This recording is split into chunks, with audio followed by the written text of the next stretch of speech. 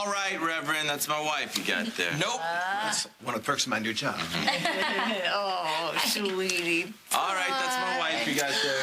True love, it is all over your stars and your cards and your tea leaves. Nothing but sunshine ahead. Congratulations, mister. Thank you. You done good.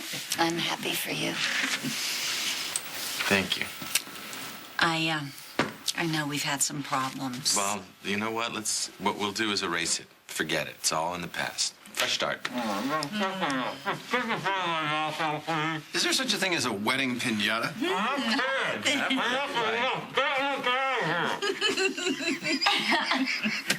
All right. I guess as a man of the cloth, I can afford to show some compassion. You gonna play nice? You all realize this is a farce, don't you? Now, go ahead, marry this buffoon. That doesn't mean my child's going to be raised under a Martin roof, trust me. You know, I'll bet if we turn the other cheek, he'll disappear. Boy, Dad the preacher, you're all insane. It's called love, David. This is love. Real, solid, unconditional love. And you can fight it all you want. You can pull out every nasty trick you have in your bag, but you're not going to win. Not against this. Well, it sounds like the same fabulous love you can run away from fast enough. This child has a chance at a real family, David. So if you really love him, you'll let him grow up healthy and happy and walk away. I guess I shouldn't be surprised, huh? I mean, you are the expert on that, aren't you? You walked away from Jenny in order to be with me. Hell, you sold Marissa because money was more important. So you're in no position to lecture me or anyone else on the sanctity of family. You took both my daughters away from me and the home we could have provided. A home? A home. You know, that would have been nice, but I couldn't find you. I didn't know who you were. Ours was a one-night stand. No names, no date. Just a wham bam and not even a thank you, ma'am. No, I didn't get the White House and the picket fence, and I thank God for that. Because if Babe and Marissa had grown up with you as a father, no telling how much you would have twisted them. You never even gave us a chance.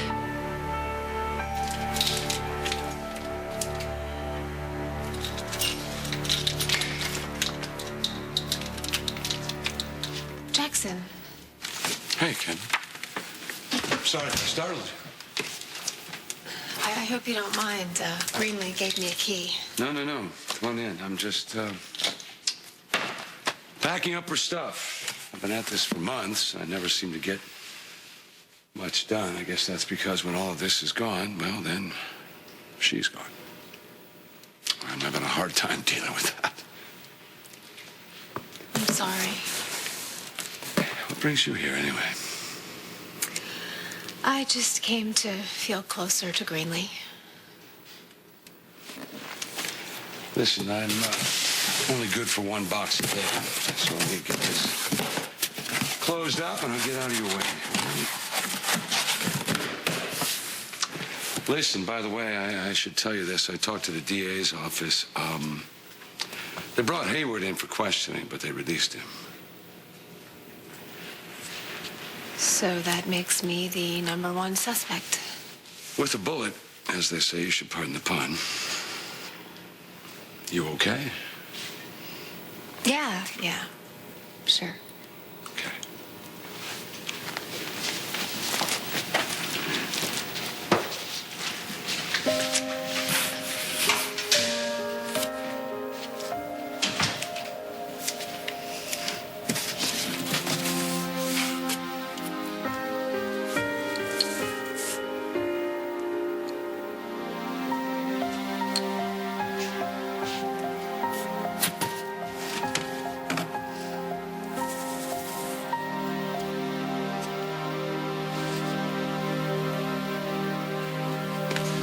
Dr. Bradley. How you doing?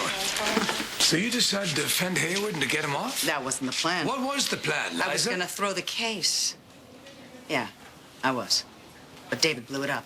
He told the DA and Jesse that he saw me standing over Stewart's body, and North got very interested. He let David go, and he started grilling me.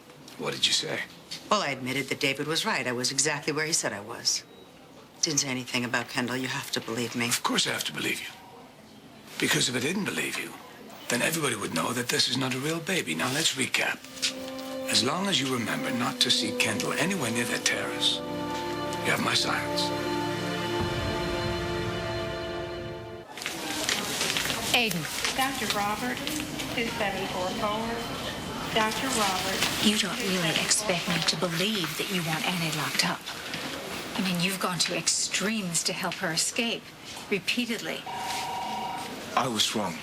Okay, I thought that if I could help her out and give her some love and attention and some stability, that she would get better. See. Only she's spending all her time with Adam, so are your feelings hurt? Ever since she saved Adam's life, she's got everyone convinced that she's better, but I think she's crazy. And she needs to be locked up, where she can get help. And she needs to stay away from Adam Chandler, because he's dangerous. Adam? Dr. Hubisek, 2945. Annie's the one who's killed people. She's threatened people. She has attacked people. I have the scars to prove it. And he's vulnerable. I think you're the one who's insane. Adam has an angle, Erica. I don't know what it is. I don't know what he wants. But Annie, if she gets hurt, I don't think she's going to come back from it. Annie is the one who's playing games. She knows that she's facing decades in prison. Well, you know what? Adam can't make that go away. Adam is the one who is vulnerable. He just lost Stuart, and Colby moved out of his house. I don't want Annie to take advantage of him. No one's taking advantage of Adam Chandler. You just keep Annie as far away from Adam as possible, and then there won't be a problem. If you care so much about Adam Chandler, well, then you should tell him to back off. Otherwise, you'll both have me to answer to. you tied him up? Yep, gagged him, too. Oh my God, are you okay? Yeah, I'm fine. Just a bunch of idiots. Are you kidding?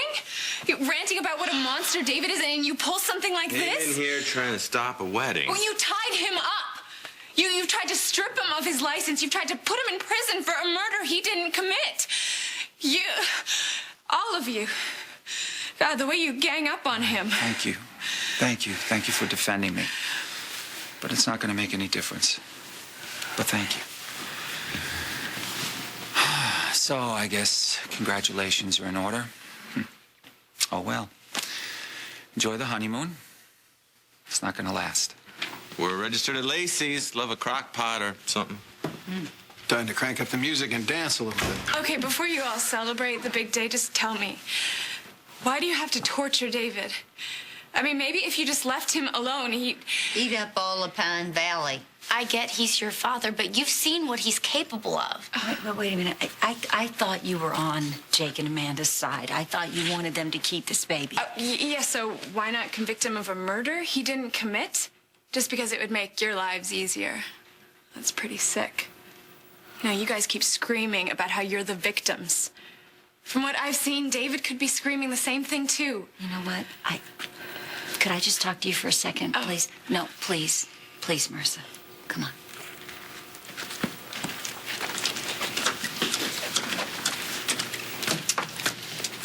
So is this where you tell me that Big Bad David is sucking me in? I have no will and I'm brainwashed?